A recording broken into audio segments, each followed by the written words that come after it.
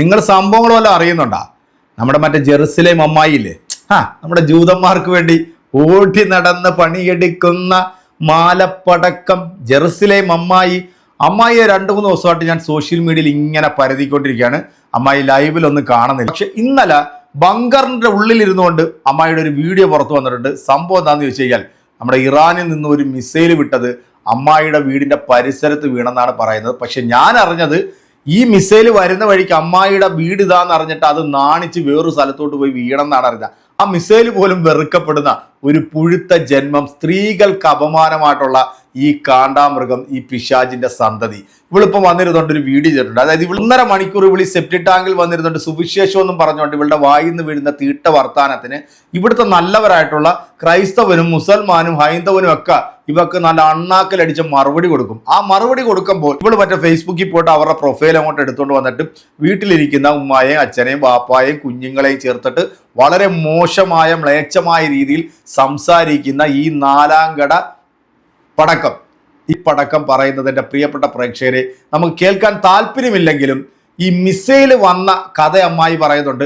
ഇത് വന്ന സ്ഥലം ഞാൻ കാണിച്ചു തരാമെന്ന്. പക്ഷേ ആ വീഡിയോയിലൊന്നും അമ്മായി ഇത് കാണിക്കുന്നില്ല എന്ന് മാത്രമല്ല, അവിടെ അങ്ങ് ഈ മിസൈൽ വീണിട്ട് ഒന്നും ഒരു പുല്ല് സംഭവിച്ചിട്ടില്ല എന്നാണ് പറഞ്ഞത്.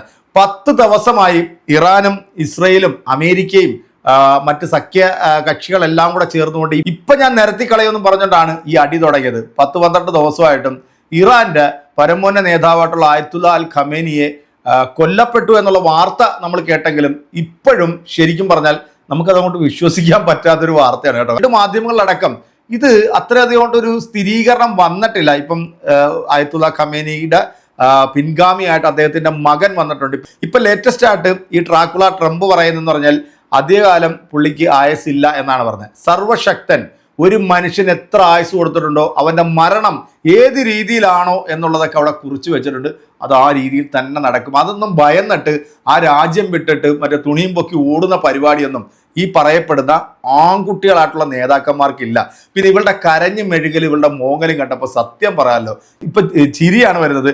ലോക പോലീസ് ചമഞ്ഞ് നടക്കുന്ന ഇവന്റെ അതിർത്തിയിലൂടെ ഒരു ഈച്ച കടന്നു പോയാൽ പോലും പിടിക്കാൻ കഴിവുള്ള അത്രയധികം അത്യാധുനിക സംവിധാനങ്ങൾ വികസിപ്പിച്ചെടുത്തിട്ടുള്ള ഈ രാജ്യത്തുണ്ടല്ലോ, ഇപ്പം തെൽ ഹബീബിലായാലും കൊള്ളാം, അൽഫയിലായാലും കൊള്ളാം, ജെറുസലേം പരിസരത്തായാലും കൊള്ളാം, കണ്ടരമാനം മിസൈലുകളാണ് വന്ന് വീഴുന്നത്. ഒരുപാട് നാശനഷ്ടങ്ങൾ ഉണ്ടാകുന്നുണ്ട്. ഒരുപാട് ആളുകൾ അവിടുന്ന് പലായനം ചെയ്ത് പോകുന്നുണ്ട്. പക്ഷേ ഈ വാർത്തയൊന്നും പുറത്തേക്ക് വരുന്നില്ല. അമ്മായി ഇപ്പൊ ബങ്കറിനകത്ത് ഇരുന്നുകൊണ്ട് ഈ കൊണയടിക്കുന്നത് നമുക്കൊന്ന് കേട്ടാലോ? വാ കേട്ടിട്ട് വരാം. ഈ പാവിയെ പന പോലെ വളർത്തുമെന്നാണല്ലോ പറയുന്നത്. ഇവളെ ഒന്നും ഉടനെ ഒന്നും അങ്ങോട്ട് മേപ്പോട്ട് വിളിക്കില്ല. കുറച്ചും കൂടെ ഒക്കെ ഒന്ന് കാണാനുണ്ട്. അതൊക്കെ കണ്ട് നമുക്ക് കുറച്ച് കാര്യങ്ങളൊക്കെ പറഞ്ഞതിനൊക്കെ ശേഷം പതുക്കെ അങ്ങോട്ട് എടുത്താൽ മതി ഈ സാധനത്തിന്. കാരണം പ്രത്യേകിച്ച് വലിയ കാര്യമൊന്നുമില്ല ഇത് പോയാലും. സത്യം പറഞ്ഞാൽ നിങ്ങൾക്കറിയാം, ഇസ്രായേൽ എന്ന് പറയുന്ന ഭൂമി ഇപ്പോൾ ഒരു യുദ്ധഭീതിയിലാണ് പോയിക്കൊണ്ടിരിക്കുന്നത്. എല്ലായിടത്തും യുദ്ധത്തിന്റെ അന്തരീക്ഷമാണ്. യുദ്ധഭീതി എന്ന് ഇസ്രായേലിനെ കുറിച്ച് പറയാൻ പറ്റത്തില്ല. കാരണം ദൈവത്തിന്റെ കരം ഇസ്രായേലിന്റെ ഒപ്പം ഉള്ളത് കൊണ്ട് തന്നെ ഒരു ഭീതി എന്ന് പറയുന്ന ഒരു അന്തരീക്ഷം ഇസ്രായേലിൽ ഇല്ല എന്നുള്ളത് ഞാൻ പ്രത്യേകം ഓർമ്മിപ്പിക്കുകയാണ്. ഇസ്ലാമിക സമൂഹം വിശ്വസിക്കുന്ന അവരുടെ ദൈവമാണ് അവർക്ക് ഈ ഒരു കൽപ്പന കൊടുത്തിരിക്കുന്നത്, അവരെ ഇങ്ങനെ പഠിപ്പിച്ചു വെച്ചിരിക്കുന്നത്. എന്നിട്ടും അവരുടെ ദൈവം വിചാരിച്ചിട്ട് പോലും അത് നടക്കുന്നില്ല എന്നുള്ളത് ഓർക്കുമ്പോൾ നിങ്ങളൊന്ന് ആലോചിച്ച് നോക്കിയേ എൻ്റെ പ്രിയ സഹോദരങ്ങൾ. ഇസ്രായേൽ എവിടെ കിടക്കുന്നു? അവരുടെ ദൈവത്തോട് 1500 വർഷങ്ങളോളം നീണ്ടു നിൽക്കുന്ന ഒരു പ്രാർത്ഥനയാണ്. എല്ലാ ദിവസവും ചെന്നിട്ട് പ്രാർത്ഥിക്കും, ഇസ്രായേലിനെ മുടിച്ചു കളയണേ, ഇസ്രായേലിനെ തീർത്തു കളയണേ, മഹാമാരിയിൽ അവരെ കൊന്നൊടുക്കണേ, അവരെ നശിപ്പിക്കണമേ എന്നൊക്കെ പറഞ്ഞ് രാവും പകലും കുത്തിയിരുന്ന് പ്രാർത്ഥനയാണ്. എന്നിട്ട് പോലും അവരുടെ ദൈവം വിചാരിച്ചിട്ട് പോലും ഇസ്രായേലിനെ ഒരു കല്ലിട്ട് പോലും നശിപ്പിക്കുവാനായിട്ട്, ഒരു കല്ലുകൊണ്ട് പോലും ഇസ്രായേലിനെ ഉപദ്രവിക്കുവാൻ അവരുടെ ദൈവത്തിന് കഴിവില്ല, കപ്പാസിറ്റി ഇല്ല. പിന്നെയോ അവരുടെ ദൈവത്തിന്റെ ഒരു തള്ളു മാത്രമുണ്ട്. എന്തുവാ? നിങ്ങൾ പോയി യുദ്ധം ചെയ്യുക, അന്തിമ വിജയം നിങ്ങൾക്കുള്ളതാണ്. ഈ അന്തിമ വിജയം എന്ന് പറയുന്ന ഒറ്റ വാക്കിൽ തൂങ്ങിയാടുന്ന വാഴക്കുലയാണ് എന്തുവാ ഇസ്ലാമിക സമൂഹം എന്നുള്ളത് മനസ്സിലാക്കിക്കോ. അപ്പോൾ ഇപ്പോൾ ഇസ്രായേൽ എന്ന് പറയുന്ന ഒരു രാജ്യം, ഈ രാജ്യത്തോട് പകയോടുകൂടിയും ഈ രാജ്യത്തോട് വെറുപ്പോടുകൂടിയും ഒക്കെ നമ്മുടെ സമൂഹത്തിൽ നിന്ന് കാണുന്ന എല്ലാ മുസ്ലിങ്ങളെയും ഞാൻ പറയത്തില്ല കേട്ടോ. ഒരുപാട് ആൾക്കാർ നല്ല എന്താ പറയുന്ന മൈൻഡിൽ ചിന്തിക്കുന്ന ആൾക്കാരും കൂടിയുണ്ട്. ആ തരത്തിൽ ചിന്തിക്കുന്നവരെ ഓർത്ത് അഭിമാനമേ ഉള്ളൂ. അങ്ങനെ ചിന്തിക്കാൻ അവർക്ക് കഴിയുന്നല്ലോ എന്ന് പറഞ്ഞുകൊണ്ട് മതഭ്രാന്ത് മൂത്ത് അവരുടെ പുസ്തകത്തിൽ എഴുതിയിരിക്കുന്നത് പോലെ യഹൂദനെയും ക്രിസ്ത്യാനിയും ഉച്ചൂട് മുടിച്ചാൽ മാത്രമേ ലോകാവസാനം ഉണ്ടാകത്തുള്ളൂ, ലോകത്തിന് അവരുടെ തള്ളാഹു വരാൻ പറ്റും, അവരുടെ തള്ളാഹുവിന്റെ രാജ്യം സ്ഥാപിക്കാൻ പറ്റത്തുള്ളൂ എന്ന് പറഞ്ഞ പഠിപ്പിക്കലുമായിട്ട് ആ ചിന്തിക്കുന്ന മുസ്ലിങ്ങൾ ആരൊക്കെയാന്ന് നിങ്ങൾക്ക് മനസ്സിലായോ? ഹാർപിക് ഹുസൈനും ജാമിദായും നുസ്രത്തും പിന്നെ ജബ്ബാറും ഇങ്ങനെയുള്ള കുറെ മരവാണങ്ങളുണ്ടല്ലോ, കാസായും സംഘികളും മറ്റു അമേധ്യം കൊടുത്തിട്ട് ഇസ്ലാമിനെ കുറിച്ചിട്ട് തെമ്മാടിത്തരം പറയുന്ന അവരെ കുറിച്ചിട്ടാണ് ഇവള് പറഞ്ഞ കേട്ടോ.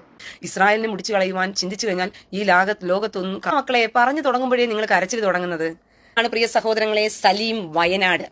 അപ്പം ഇവന്റെ ഉമ്മേന്റെ പേര് കൂത്തിച്ചി എന്നാണ് പറഞ്ഞിരിക്കുന്നത്. അതുകൊണ്ട് ആ കൂത്തിച്ചി ഉമ്മയ്ക്ക് ഒരു ഹായ് പറയുമോ എന്ന് എന്നോട് ചോദിക്കുക. സലീം വയനാട്, ഡോണ്ട് വറി, നിന്റെ ഉമ്മയ്ക്ക് ഞാൻ താമസിക്കുന്ന വീടിന്റെ തൊട്ടടുത്ത് എന്താ പറയുന്നത്, കഴിഞ്ഞ ദിവസം ഇറാനിൽ നിന്ന് വന്ന ഓന മിസൈലിന്റെ ഒരു വലിയ ഭാഗം അവിടെ വീണു. അവിടെ വീടിന്റെ എന്താ പറയുന്നത്, ബാൽക്കണി എന്ന് പറയാൻ പറ്റത്തില്ല, ഒരു മരം വളർത്തിയിരുന്ന സ്ഥലമായിരുന്നു അവിടെ. അത് കഴിഞ്ഞ ആഴ്ചയാണ് ആ മരം വെട്ടിയത് തന്നെ. അത് വെട്ടി കഴിഞ്ഞപ്പോഴത്തേക്കും വിശാലമായ ആ പ്ലേസ് അങ്ങ് കിടന്നപ്പോഴത്തേക്കും ഓന മിസൈലിന് വിചാരിച്ചു ഒന്ന് പൊട്ടിയേക്കാന്ന് വിചാരിച്ചു, അങ്ങനെ പൊട്ടി അവിടെ വീട്. ദൈവത്തിന്റെ കൃപയാൽ ആ വീടുകളെല്ലാം ഒന്ന് കുഷേക്കായി. പക്ഷെ ഒരു കണ്ണാടി ചില്ല് പോലും പൊട്ടിയില്ല എന്നുള്ളതാണ്. ഓരോ വീടിന്റെയും ഒരു കണ്ണാടി ചില്ല് പോലും പൊട്ടാതെ ദൈവം എന്ത് ചെയ്തു, കാത്തു പരിപാലിച്ചു. അതാണ് ഇസ്രായേലിന്റെ പരിപാലകൻ, മയങ്ങാതെയും ഉറങ്ങാതെയും. ഇത് പടക്കത്തി എന്തുവാ കമ്പനിയിൽ തിരി കൊടുത്തുന്ന കണക്കാണ് എന്ത് ചെയ്യുന്നത്, മിസൈൽ വിടുന്നത്. എവിടേക്ക് പോകുന്നു, ഏതടുത്ത് പോകുന്നു, വല്ല ലൊക്കേഷനും ഉണ്ടോ? ഒന്നുമില്ല. അപ്പം എന്റെ വീടിന്റെ തൊട്ടടുത്ത് എന്താ പറഞ്ഞ ഇറാനിൽ നിന്ന് വീണ മിസൈലിന്റെ വലിയൊരു ഭാഗം വീണിട്ട് പോലും ഒരു വീടിനും ഒരു കുഴപ്പവും ദൈവം വരുത്തിയില്ല. ധൈര്യത്തിലാണ് ഇവന്മാർ ഇസ്രായേലിലോട്ട് യുദ്ധവിമാനമായിട്ടൊക്കെ വരുന്നതാണ് എനിക്ക് മനസ്സിലാകാത്തത്. ഇസ്രായേൽ അങ്ങോട്ട് പോകും. ഇറാനിൽ മാത്രമല്ല, ലോകത്തിലെ ഏത് രാജ്യങ്ങളിലും ഇസ്രായേലിന് യുദ്ധവിമാനവുമായിട്ട് അവരുടെ രാജ്യത്തിന്റെ അകത്തോട്ട് കയറി. അതാണ് തന്റെ ഇടമുള്ള ആണുങ്ങളുടെ ലക്ഷണം എന്ന് പറയുന്നത്. നെട്ടും ബോൾട്ടും ഉള്ളൊരു മനുഷ്യനായിരുന്നു കൊതമേനി എന്നാ പറയുന്നത്. അതെ, തലയിൽ നെട്ടും ബോൾട്ടൊക്കെ ഉണ്ടായിരുന്നു, പക്ഷെ അതൊക്കെ ലൂസായി കിടക്കുകയായിരുന്നു, പീരി പോയി കിടക്കുകയായിരുന്നു. അത് സ്ത്രീകളെ തല്ലിക്കൊല്ലാൻ തോന്നുന്നത്, വെടിവെച്ച് കൊല്ലാൻ തോന്നുന്നത്, പ്രത്യേകിച്ചും ഓഫർ കൊടുത്തിരിക്കുക. പ്രിസണിൽ കൊണ്ടുപോകുകയും കൊലപ്പെടുത്തുന്ന സ്ത്രീകളെ നിങ്ങൾ അതിനു മുമ്പേ ബലാത്സംഗം ചെയ്തിട്ട് വേണം കൊലപ്പെടുത്താൻ. 13 വയസ്സിലെ തന്നെ പെൺപിള്ളാരെ കെട്ടിക്കാൻ വേണ്ടിയിട്ട് നിയമം കൊണ്ടുവന്നവൻ. ഇങ്ങനെ പലവിധ നെട്ടും ബോൾട്ടും ഒക്കെ ഇറങ്ങിക്കിടന്ന ഒരു മനുഷ്യനാണെന്നുള്ള സത്യമാണ്. അപ്പം എന്തുവാ ഇതൊക്കെ കേൾക്കുമ്പോഴത്തേക്കും നമ്മുടെ കൊതമേനി രക്തസാക്ഷി മരണമാണ് വരിച്ചത്, രക്തസാക്ഷി. നിന്റെ ഉമ്മയ്ക്ക് ഇങ്ങനെ ഒരു പേരിടുമായിരുന്നു എന്ന് ഞാൻ ഒരിക്കലും പ്രതീക്ഷിച്ചില്ല. ഇതാണ് മൂഹുവിന്റെ പ്രൊഫൈല്. അപ്പൊ മൂഹുവിന്റെ ഉമ്മയ്ക്ക് പേച്ചി മോളെന്നാണ് മൂഹു പറയുന്നത്. നൗഷാദ് AP ചോദിക്കുക, അവന്റെ ഭാര്യ നായിന്റെ മോൾക്ക് സുഖമാണ് എന്ന് എന്റെ അടുത്ത് ചോദിക്കുക. എന്ന് നിന്റെ ഭാര്യ വല്ല കൊതമേനിയുടെ കൂടെ ആയിരുന്നു വരുന്നത് അവർക്ക് സുഖമാണോ എന്ന് ചോദിക്കാനായിട്ട്.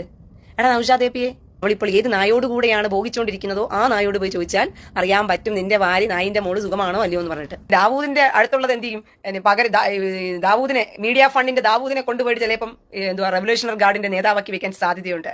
പൊട്ടിത്തെറിക്കാൻ ഞങ്ങളിതാ റെഡിയാണ്. വെടിയാടുകൾ ആരുടെയും ദുരിതം കണ്ടോ മരണം കണ്ടോ ആഹ്ലാദിക്കരുത്, പോടാ ചറ്റേ. ദൈവവചനം പറയുന്നത് എന്താണെന്നറിയാമോ? ദുഷ്ടന്റെ മരണത്തിൽ ഉല്ലസിക്കണമെന്നാ പറഞ്ഞ, ആർപ്പ് വിളിക്കണമെന്നാ പറഞ്ഞിരിക്കുന്നത്.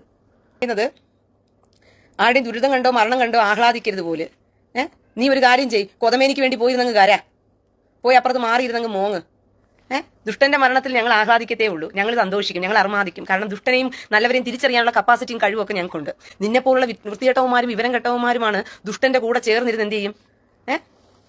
അപ്പൊ നായിഞ്ച മോള് നമുക്ക് ഇവിടെ വിളിക്കാൻ പറ്റില്ല കേട്ടോ. കാരണം നായി എന്ന് പറയുന്നത് അതൊരു സ്നേഹമുള്ളൊരു ജീവിയായിട്ടാണ് എനിക്കിപ്പോഴും തോന്നിയിട്ടുള്ളത്. പക്ഷെ പന്നിക്ക് പറഞ്ഞത് വേണമെന്നെങ്കിൽ നമുക്ക് വിളിക്കാം. കാരണം നമ്മൾ വെറുക്കപ്പെടുന്ന ഒരു ജന്തുവാണല്ലോ ഈ പന്നി എന്ന് പറയുന്നത്. കാരണം അത് എല്ലാ വിഭാഗത്തിലും വെറുക്കപ്പെടുന്നവരാ. പിന്നെ ഇവിടെ ക്രിസ്ത്യാനികൾക്ക് വേണ്ടിയാണ് ഇവിളീ കിടന്ന് കുരയ്ക്കുന്നതെന്ന് നിങ്ങൾ ആരും വിചാരിക്കേണ്ട. ജൂതന്മാർക്ക് വേണ്ടി വിടുപണി ചെയ്തുകൊണ്ടിരിക്കുന്നവളാണ് ഈ ഒരു ഒന്നാം തരം പടക്ക കമ്പനി ഉണ്ടല്ലോ. സത്യത്തിൽ ഇവള് പറഞ്ഞത് കേട്ടിട്ട് എനിക്ക് അത്ഭുതം തോന്നിപ്പോയി. കാരണം ഇത്രയും നാൾ പറഞ്ഞുകൊണ്ടിരുന്നത് ഇസ്രായേലിലേക്ക് ഒരു ഈച്ച പോലും മറ്റു രാജ്യത്തിന്റെ വീഴത്തില്ലെന്നാ പറഞ്ഞുകൊണ്ടിരുന്നത്. ഇപ്പൊ വീടിന്റെ അടുത്ത് വരെ വന്ന് വീണെന്ന് പറയുന്നു. പക്ഷെ ആ മിസൈല് ഒരു പക്ഷെ ഇവിടെ കണ്ടിട്ട് നാണിച്ച് ഇനി ഞാൻ ഇത് പൊട്ടുന്നില്ല, ഞാൻ ഇവിടെ തന്നെ വീണോളാം എന്ന് പറഞ്ഞിട്ട് ചിലപ്പോൾ ഒരു പക്ഷെ പറമ്പിൽ പോയി വീണതാകാം. എന്താണെങ്കിലും നിന്നെ അങ്ങ് പെട്ടെന്നൊന്നും വിളിക്കത്തൊന്നുമില്ല. നീ ഈ ഭൂമിയിൽ വേണം, നിന്നെ കൊണ്ട് കുറച്ച് കാര്യങ്ങളുണ്ട്. കാരണം ഇവിടുത്തെ ഈ ക്രൈസ്തവ സമൂഹവും അല്ലെങ്കിൽ മറ്റു മതവിഭാഗത്തിൽപ്പെട്ടിട്ട ആൾക്കാരും നിന്റെ വായിൽ നിന്ന് വീഴുന്ന ഈ സെപ്റ്റിക് വർത്താനം കേട്ട് നന്നാകാൻ വേണ്ടി റെഡിയായി നിൽക്കുന്ന കുറേ ആളുകൾ ഇന്ന് നമ്മുടെ ഈ നാട്ടിലുണ്ട്. അപ്പം അവരുടെ മുമ്പിൽ നീ ഇതുപോലെ എന്നും ഏറ് പടക്കമായി ഇങ്ങനെ ജ്വലിച്ച് നിൽക്കണോടി.